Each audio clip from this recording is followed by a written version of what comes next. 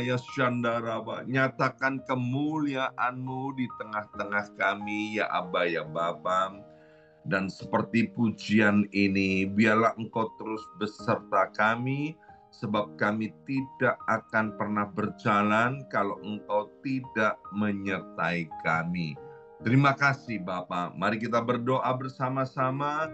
Ulangi seperti apa yang saya ucapkan. Bapa kami yang ada di dalam surga, dikuduskanlah nama-Mu. Dikuduskanlah nama-Mu. Datanglah kerajaan-Mu. Datanglah kerajaan. Jadilah kehendak-Mu. Jadilah kehendak-Mu. Di bumi ini Di bumi ini seperti di dalam surga. di dalam surga. Bapa yang baik, Bapa yang baik, berikanlah kami pada hari ini rezeki yang menjadi bagian kami secukupnya, cukup untuk memberikan pinjaman kepada banyak bangsa, sedangkan kami sendiri tidak punya pinjaman, cukup untuk menjadi saksi Tuhan, mulai dari Yerusalem, Yudea, Samaria, sampai ke ujung-ujung bumi. Cukup untuk menjadikan semua bangsa murid Kristus dan membaptis mereka dalam nama Yesus. Terima kasih Bapa untuk rezeki yang secukupnya, dan ampunilah dosa-dosa kami, ampunilah kesalahan kami, seperti kami pun mengampuni orang-orang yang bersalah kepada kami. Dan janganlah masukkan kami ini ke dalam pencobaan, tetapi bebaskanlah kami dari segala yang jahat. Sebab Engkaulah yang empunya kerajaan, kuasa, dan kemuliaan sampai selama-lamanya. Dalam nama Tuhan Yesus kami sudah berdoa. Haleluya, haleluya. Mari Bapak Ibu sekalian, sekarang kita bersama-sama secara serempak dan serentak kita akan menggemakan Mazmur 91. Alkitab berkata, mati dan hidup dikuasai oleh lidah. Siapa suka menggemakannya akan memakan buahnya. 2, 3. Mazmur 91. Orang yang duduk dalam lindungan yang maha tinggi dan bermalam dalam naungan yang maha kuasa akan berkata kepada Tuhan, tempat perlindunganku dan kubu pertahananku, Allahku yang kupercayai. Sungguh Tuhanlah yang akan melepaskan aku dari jerat penangkap burung dan dari penyakit sampar yang busuk. Dengan kepaknya Tuhan akan menudungi aku. Di bawah sayapnya aku akan berlindung. Kesetiaan Tuhan ialah perisai dan pagar tembok. Amin, amin, amin. Terjadi di dalam nama Tuhan Yesus. Aku tak usah takut terhadap kedahsyatan malam, terhadap panah yang terbang di waktu siang, terhadap penyakit sampar yang berjalan di dalam gelap, terhadap penyakit menular yang mengamuk di waktu petang. Walau 1.000 orang rebah di sisiku dan 10.000 di sebelah kananku, tetapi itu tidak akan menimpa aku. Aku hanya menontonnya dengan mataku sendiri dan melihat pembalasan terhadap orang-orang fasik. Sebab Tuhan ialah tempat perlindunganku yang maha tinggi telah kubuat tempat perteduhanku. Amin, amin, amin. Terjadi, terjadi di dalam nama Tuhan Yesus. Malapetaka tidak akan menimpa aku, dan tulah tidak akan mendekat kepada kemahku. Sebab malaikat-malaikat Tuhan akan diperintahkan oleh Tuhan kepadaku untuk menjaga aku di segala jalanku. Para malaikat Tuhan akan menatang aku di atas tangannya, supaya kakiku jangan terantuk kepada batu. Singa dan ular tedung akan aku langkai.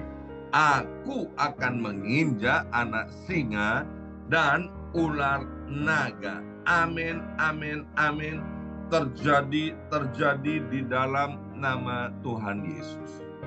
Sungguh, hatiku melekat kepada Tuhan, maka Tuhan akan meluputkan aku. Tuhan akan membentengi aku, sebab aku mengenal nama Tuhan. Bila aku berseru kepada Tuhan, Tuhan akan menjawab. Tuhan akan menyertai aku dalam kesesakan. Tuhan akan meluputkan aku dan memuliakan aku. Dengan panjang umur akan Tuhan kenyangkan aku, dan akan Tuhan perlihatkan kepadaku keselamatan daripadanya. Amin, amin, amin. Terjadi, terjadi di dalam nama Tuhan Yesus. Terima kasih ya Aba ya Bapa untuk hari yang indah ini. Kami boleh bersama-sama ada di dalam hadirat-Mu, dan sebentar kami akan buka hati kami. Berbicaralah kepada kami semua ya Aba ya Bapa, kami butuh firman-Mu. Sehingga firman-Mu boleh menjadi pelita buat kaki kami dan terang buat jalan hidup kami. Berkati hamba firman-Mu, saudari kami, Nike Anderson. Dalam nama Yesus, yang siap mendengarkan firman Tuhan, angkat jempolnya ke depan dan katakan amin 3 kali. Amin, amin, amin. Salam kebangkitan, salam penuaian. Semangat pagi. Semuanya semangat pagi. Apa kabarnya Bapak Ibu semuanya? Luar biasa Bapak Ibu semuanya, tetap semangat dan terus semangat sampai kedatangan Tuhan yang kedua kalinya ya. Senang sekali hari ini hari Kamis 29 Februari 2024. Bapak Ibu ingat nggak bahwa tanggal 29 Februari itu yaitu hanya terjadi 4 tahun sekali. Ya, 4 tahun sekali. Dan hari ini ada tanggal 29 Februari, nanti 4 tahun lagi, tepatnya tahun 2028, kita baru ada tanggal 29 Februari ya. Dan di hari yang istimewa ini, saudari kita Nika Anderson akan memberkati kita dengan firman Tuhan yang istimewa pula. Shalom Nika. Shalom Pastor Yongki, Tuhan Yesus memberkati. Apa kabarnya? Baik, luar biasa.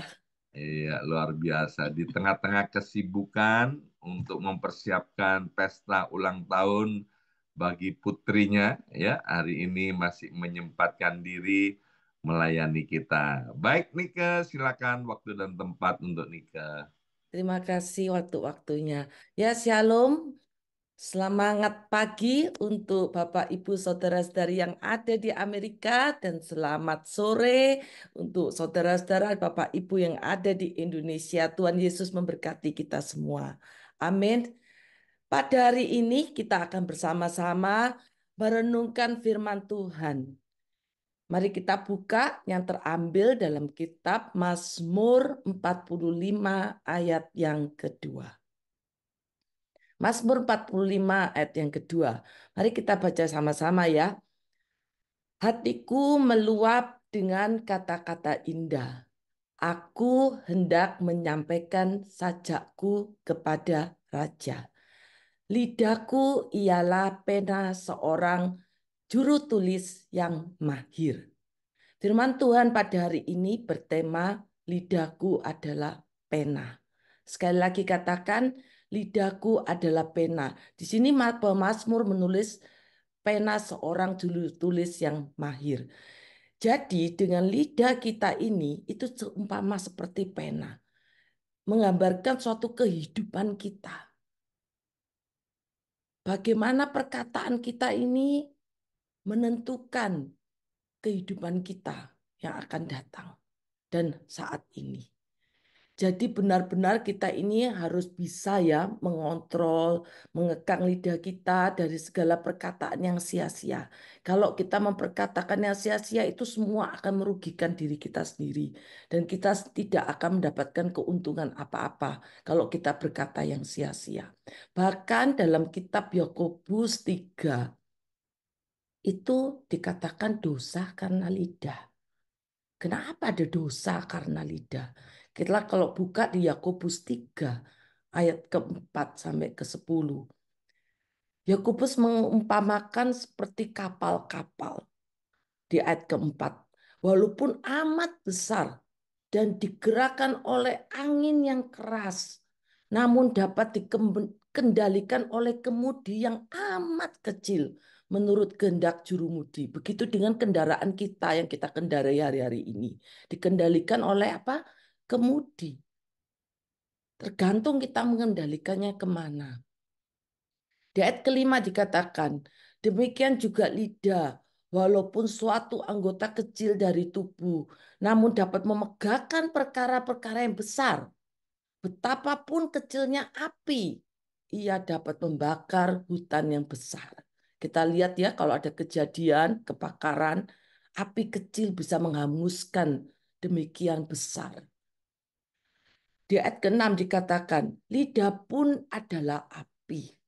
Ia merupakan suatu dunia kejahatan dan mengambil tempat di antara anggota-anggota tubuh kita sebagai sesuatu yang menodai seluruh tubuh dan menyalakan roda kehidupan kita, sedang ia sendiri dinyalakan oleh api neraka. Ayat yang ketujuh dikatakan masih di dalam Yakobus 3.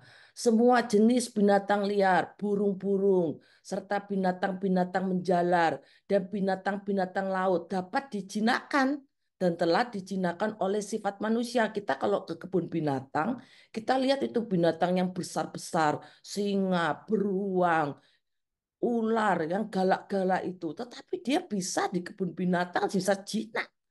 Coba kalau bukan di kebun binatang, di hutan yang tidak pernah ada yang membimbingnya, itu singa, harimau sangat membahayakan sekali ya. Begitupun di dalam kebun binatang kita lihat itu jenis-jenis binatang itu begitu tertata rapi. Karena apa? Dikendalikan. Di ayat ke-8 dikatakan sekali lagi, tetapi tidak seorang pun yang berkuasa menjinakkan lidah. Ia adalah sesuatu yang buas, yang tak terkuasai, dan penuh racun yang mematikan.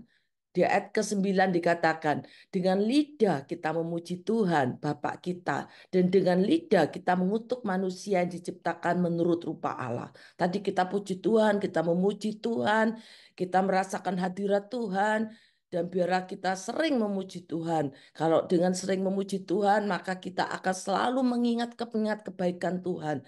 Dan kita akan terbiasa berkata-kata yang baik dan memuliakan nama Tuhan. Amin ya.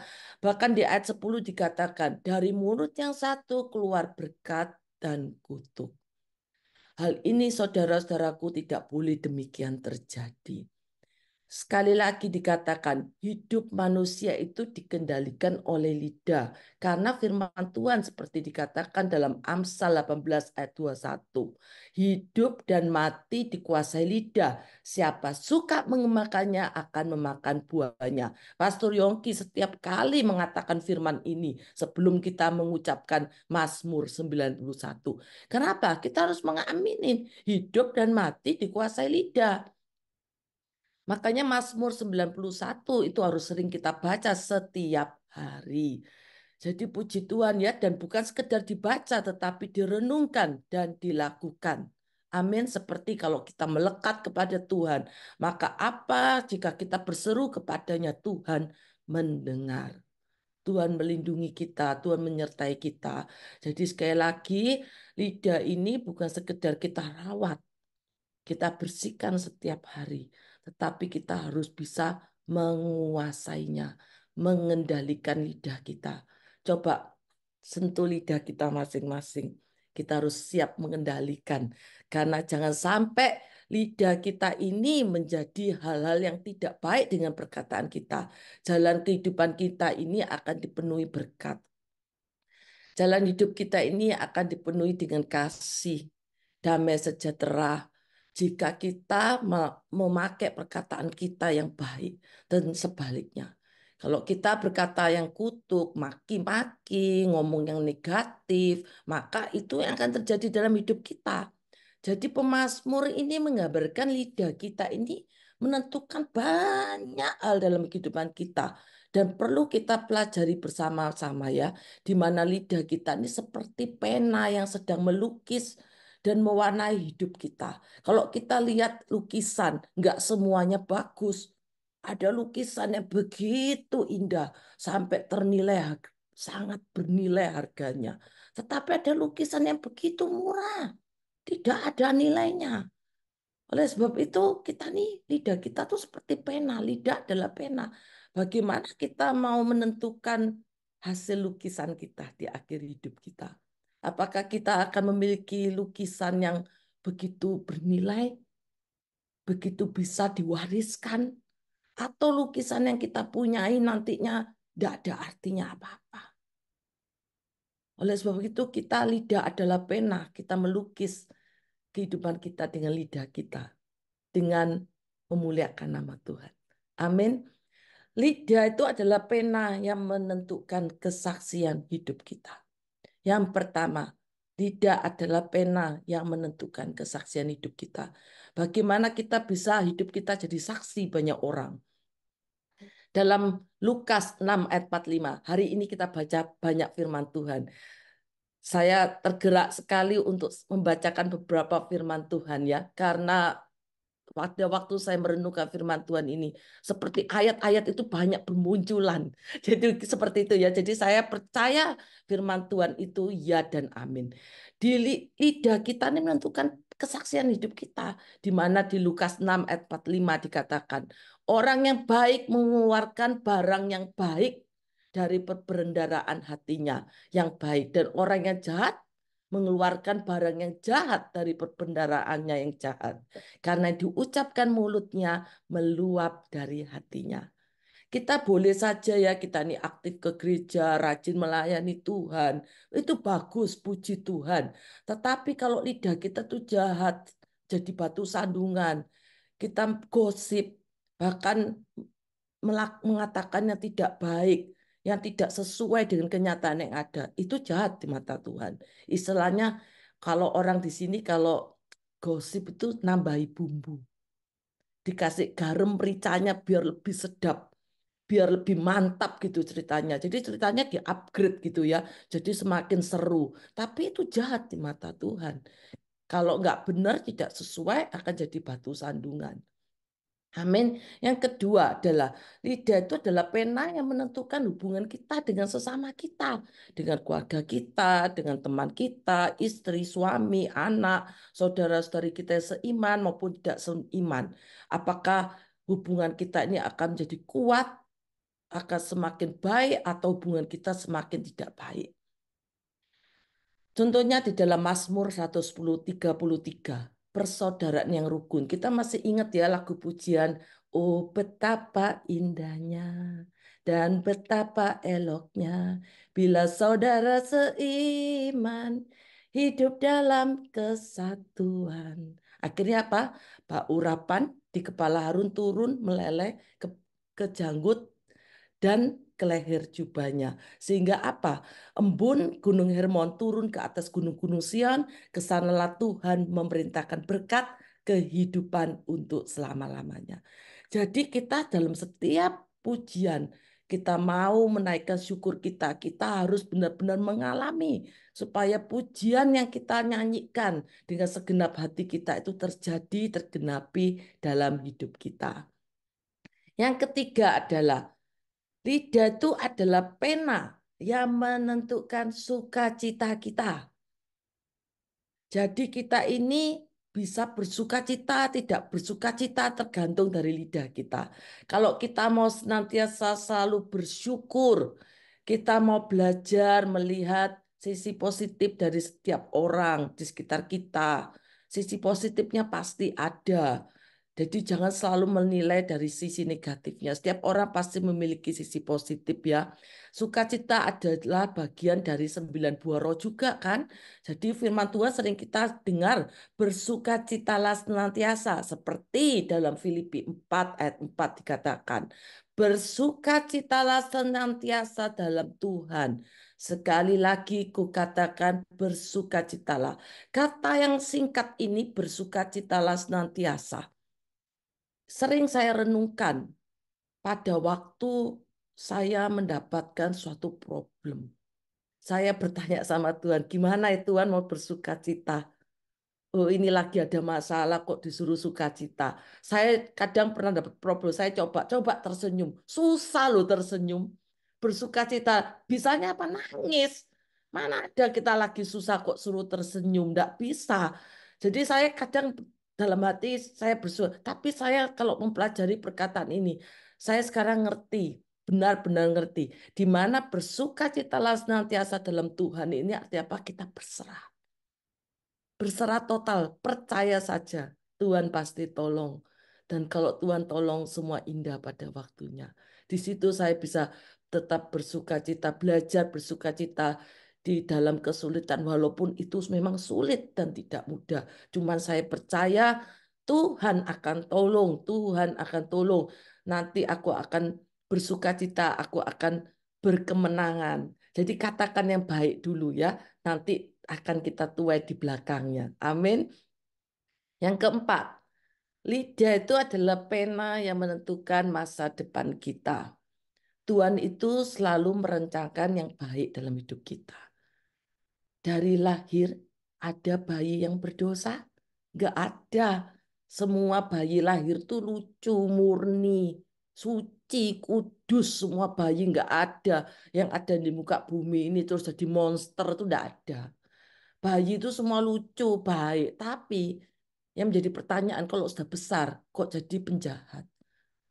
Kok jadi bertumbuh jadi tidak baik? Karena dia ditaruh di tempat, dibesarkan di mana. Itu juga menentukan di mana dia dibesarkan, dikendalikan oleh siapa, ditaruh di manakah bayi itu. Jadi jaga lidah kita ya untuk kita memiliki masa depan kita. Karena di dalam Mazmur 37 ayat 37 dikatakan, perhatikanlah orang yang tulus dan lihatlah kepada orang yang jujur. Sebab pada orang yang suka damai akan ada masa depan. Jadi kalau kita mau pena kita ini supaya kita memiliki masa depan yang baik, cintailah damai. Cintailah damai. Kalau kita cinta akan damai, maka saya percaya kita akan memiliki pena yang baik, masa depan yang penuh gilang gemilang. Saya kasih satu contoh kesaksian. Salah satu teman saya itu sering berkata, daripada punya rumah, harus bayar mortgage katanya, atau harus bayar uang bulanan. Enak rent. Rent itu enak, nggak usah pusing katanya dia gitu. Pakai rent, jadi saya tuh suka ngerent. Jadi akhirnya hidupnya sampai hari ini. Walaupun saya sudah nasihati berkali-kali, lu jangan. Kamu kalau bilang rent, selamanya nanti kamu rent terus, nggak bisa punya rumah. Nggak apa-apa, aku happy kok dengan rent. Seperti begitu. Enak, nggak usah repot. Tinggal rent nanti bisa ganti-ganti, katanya bilang gitu. Jadi kalau aku bosen 1 tahun rent di apartemen si A, nanti kalau bosen kepingin pindah rumah, dia rent lagi di tempat lain. Dia bilang seperti itu. Dan hati-hati dengan perkataannya. Setiap kali saya nasihati tidak pernah didengarkan. Akhirnya kehidupannya itu kontraktor. Artinya kontrak terus. Sampai sudah punya cucu tetap kontrak. Akhirnya capek sendiri. Di tengah-tengah terakhir-terakhir yang dulunya dia bisa beli rumah, punya uang masih banyak. Dia suka pakai untuk pergi-pergi holiday. Dia lebih suka uang itu dipakai untuk liburan, vacation, vacation, vacation. Akhirnya uang itu dihambur-hamburkan untuk vacation, tidak ada rumah. Akhirnya benar-benar jadi kontraktor. Kenapa? Capek sendiri pindah rumah, pindah rumah. Pindah rumah kan juga nggak gampang ya. Yang dipindah bukan badannya, barang-barangnya ikut dipindah gitu ya. Jadi akhirnya repot sendiri. Jadi hati-hati dengan perkataan kita. Jadi kontraktor sebenarnya sampai hari ini nggak punya rumah. Jadi ingat-ingat perkataan kita yang sia-sia. Dipatahkan dalam nama Tuhan Yesus. Saya hari ini pasti punya rumah. Yang sakit saya percaya Tuhan pulihkan. Biarlah hidupku jadi kesaksian. Katakan yang baik, aku pasti menjadi anak yang sukses. Katakan yang berkat untuk anak-anak kita. Aku pasti berhasil, aku pasti hidup kemenangan. Perkataan itu memiliki kuasa. Hati-hati dengan setiap perkataan yang kita ucapkan. Saya dan keluarga saya kalau ada anak-anak saya berkata yang sia-sia, ayo cepat minta ampun sama Tuhan. Ngomongnya kok sia-sia, nggak boleh ngomong seperti itu. Jadi kita harus memperkatakan yang memuliakan nama Tuhan. Jadi biar lidah kita itu memiliki komitmen praktek perkataan yang positif. Praktek ya perkataan yang positif. Karena perkataan positif itu perkataan yang membangun. Perkataan yang penuh kasih. Perkataan yang mendamaikan. Perkataan yang bijak. Jadi dengan perkataan-perkataan tadi, kalau kita sungguh-sungguh melakukannya, saya percaya kita akan menuai yang baik. Lidah itu adalah pena, tergantung dikendalikan oleh siapa. Apakah kita akan melihat hasilnya baik atau tidak baik, itu tergantung oleh diri kita masing-masing. Sekali lagi belajar untuk berkata yang baik, yang penuh kasih, yang penuh dengan kata-kataan yang membangun, yang penuh dengan perkataan yang penuh dengan damai. Sehingga kalau kita perkataan yang damai, kita bisa menyenangkan, kita bisa memberikan semangat, memberikan kekuatan, perkataan yang bijak. Karena banyak orang yang berkata-kata tidak baik, itu perkataannya seperti pedang loh, menusuk. Makanya ada lagu sakitnya tuh di sini, ya kan? Kenapa? Dari mana? Dari perkataan. Karena kadang orang kalau marah itu perkataannya kan kadang kalau nggak betul-betul apa tuh kalau bahasa Jawanya nyelekit itu nggak puas. Makanya jangan mudah marah supaya perkataan kita tidak menyakiti hati seseorang. Sehingga kadang orang yang berkata-kata demikian itu enak selesai berkata-kata bye-bye gitu ya. Tapi itu tertinggal itu perkataan di hati seseorang. Orang itu masih teringat-ingat itu perkataannya itu. Oh, misalnya eh, berkata-kata yang tidak baik. Makanya dia akan teringat, misalnya dikatain goblok. Dia berkata, wah aku ini goblok-goblok ya, seperti gitu. Jadi ubah, jangan pernah menghina seseorang. Jangan pernah menghina sesama kita. Sesama kita adalah ciptaan Tuhan. Tetapi kita harus menghargai ciptaan Tuhan itu. Amin. Ayat penutupnya. Mari kita baca bersama-sama. 1 Petrus 3 ayat ke-10. Siapa yang mau mencintai hidup dan mau melihat hari-hari baik. Sekali lagi dikatakan dan mau melihat hari-hari baik. Ia harus menjaga lidahnya terhadap yang jahat dan bibirnya terhadap ucapan-ucapan yang menipu.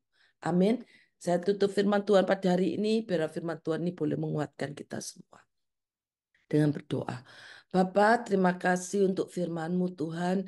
Engkau ingatkan kami Tuhan, untuk kami boleh memiliki lidah adalah pena di mana kami boleh melukis kehidupan kami Tuhan.